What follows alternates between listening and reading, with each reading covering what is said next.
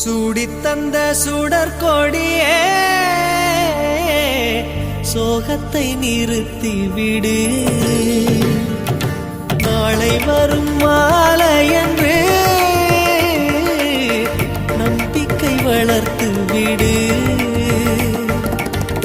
நம்பிக்கை வளர்த்து விடு. நம் காதல் ஜோதி கலையும் ஜோதி கலைமகள் மகளே வாவா. காதல் ஜோதி கலையும் ஜோதி